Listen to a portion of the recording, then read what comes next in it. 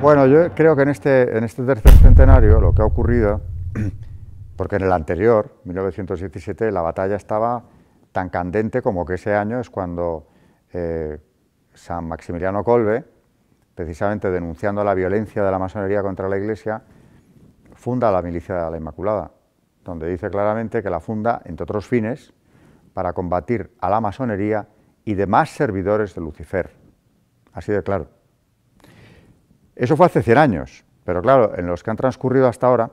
el cambio ha sido enorme, porque es verdad que la masonería, de forma directa o indirectamente también,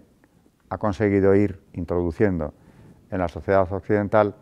ese espíritu sincrético relativista, donde ya no existen ni el bien, ni la verdad, ni la belleza, los atributos de Dios. ¿Qué verdad? Es tu verdad, la mía, la del de enfrente, un relativismo moral absoluto, y ya por fin ha llegado la hora, como digo yo, para ellos de recoger los laureles. Por eso el presidente Hollande ha ido poco antes de dejar de serlo a la calle Cadet, a la sede de la Gran Logia de Francia, a dar las gracias a la masonería por todo lo que la República le debe. El director del Museo de la Masonería francés, que pertenece al Gran Oriente de Francia, yo creo que traicionó sus propias ideas o no se dio cuenta de lo que decía cuando afirmaba que muchas de las leyes republicanas se habían planchado, utilizando terminología masónica, se habían redactado, debatido previamente en las logias para ser llevadas después al Parlamento y aprobadas allí, con el concurso de todos los diputados masones del partido que fuera. Algo que han confirmado también los dos masones que dejaron la masonería en Francia, Abad Gallardo y antes que él, Maurice Queye, cuando publicó Yo fui masón, donde habla de cómo se redactaron en las logias las leyes, por ejemplo, que legalizaban el aborto, o las leyes que han potenciado al lobby LGTB, las leyes de ideología de género. Y no es democrático, por más que blasonen de ello, no es democrático que una organización secreta o discreta, me da igual cómo la quieran llamar, pero desde luego en el secreto de sus logias, esté redactando leyes que luego van a llevar al Parlamento para convertirlas en leyes de obligado cumplimiento por parte de toda la ciudadanía que no ha tenido nada que ver en ese debate de la logia, que son muy pocos y no elegidos democráticamente los que al final la han redactado. Yo pondría como ejemplo la ley del aborto en Francia, la llamada ley Veil, que luego explicaba el que fue también gran maestre de la Gran Logia de Francia, el doctor Pierre Simon, que estaba en el gabinete, era un asesor de la ministra Veil, que calificó la ley Veil, la del aborto, como una victoria de la masonería sobre el pensamiento judeo-cristiano.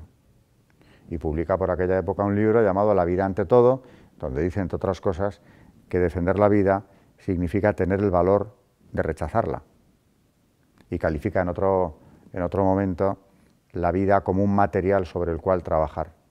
lo que le sirvió para un comentario a Benedicto XVI que dice, siendo cardenal todavía, aterra leer lo que un médico francés de la Gran Logia de Francia ha dicho sobre la vida como material, o sea, la desacralización de la vida. Y esa es una victoria absolutamente masónica, reconocida por ellos como las ideologías de género. Por tanto, digo que ahora ya, en la situación en la que nos encontramos, situación jurídica incluso, es la hora de ponerse los laureles. Por eso puede ir Hollande a la sede de la Gran Logia y darles las gracias por todo lo que se les debe, incluso por la religión laicista republicana, que viene a dar a entender que es propia de ellos, una victoria masónica también. O puede la presidenta del Parlamento catalán reconocer, como hizo en su discurso, en ese acto en homenaje de la masonería, las grandes aportaciones de la masonería, libertad, igualdad, fraternidad, que es el tópico de siempre. O incluso, que nos falta por mencionarlo, la resolución del Parlamento de Baleares, que también se ha producido este año, la primavera pasada, en la que todos los diputados, sin una excepción, es decir, todos los del Partido Popular inclusive, votaron dicha resolución a favor de la honorabilidad de la masonería y pidiendo que se deje de perseguir y matar masones, que es una manipulación descomunal, porque yo quiero que me expliquen dónde está ocurriendo semejante cosa ahora mismo. Pero en cualquier caso, es muy significativo que ese Parlamento, sin un solo voto en contra, haya aceptado respaldar la honorabilidad de la masonería de esa forma categórica. Por tanto, ya no tenemos ni siquiera que hacer de detectives investigando quiénes son o no masones en los partidos políticos, ¿no? Hay una unanimidad prácticamente absoluta ya en ese reconocimiento a los logros de la herencia masónica en Europa. Ya en la fundación, en la Conferencia de San Francisco, la delegación americana,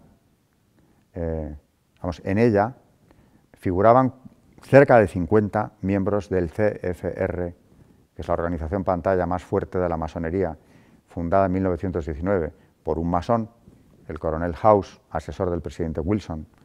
de los Estados Unidos, que prácticamente ha dominado la vida política de ese país desde entonces. Pues si ya en la Conferencia de San Francisco 45 miembros del CFR, organización pantalla, quiero decir entre paréntesis, que no significa que todos los que pertenecen a ella sean iniciados en la masonería, pero al menos se ha mantenido siempre la paridad y desde luego la identidad en cuanto a los fines a conseguir.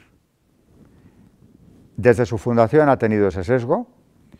las agencias de Naciones Unidas han tenido el sesgo también sincretista y relativista desde el principio. El primer presidente de la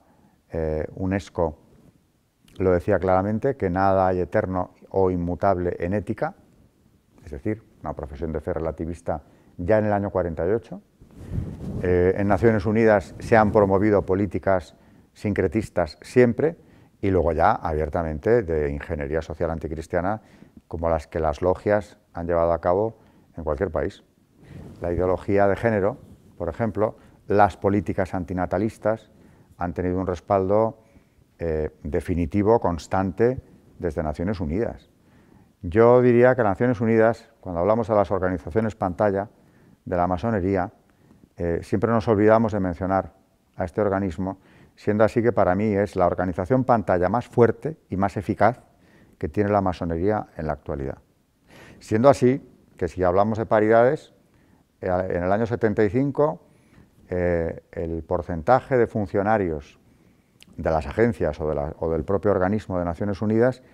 estaba en torno al 66%, que puede aumentar, puede decrecer mucho, según en qué momentos, pero que siempre ha habido un porcentaje altísimo de ellos en este organismo, como en la Unión Europea, por otra parte. Solo que en la Unión Europea se ha denunciado, y no se habla de esa denuncia, pero en el año 1985 los laboristas ingleses denunciaron la falta de transparencia en las instituciones europeas por esa presencia masónica, porque evidentemente trabajan en sus logias y luego llevan a las instituciones, al Parlamento concretamente, lo que han planchado en ellas, aparte de que sus carreras se veían obstaculizadas, porque siempre tenían prioridad a los masones, decían ellos, al margen de antigüedad o méritos, a la hora de promocionar. Y en esa misma década de los 80, por cierto, Tony Blair se empeñó en poner coto al control del Estado por parte de la masonería,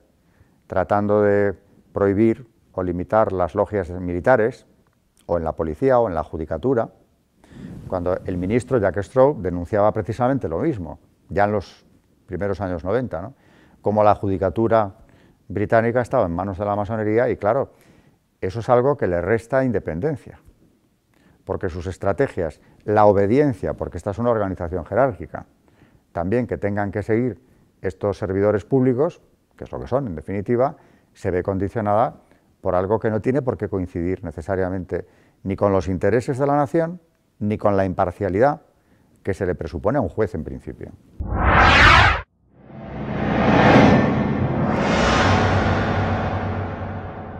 Estos son los temas que se tratan aquí en este canal, la Contratelevisión, que desde luego tendrá mi apoyo porque son temas importantes de dar a conocer una verdad, la única verdad, hoy muy perseguida y muy atacada. Por tanto, canales como La Contra creo que hacen un gran servicio público con divulgar estos temas, que no es fácil seguir.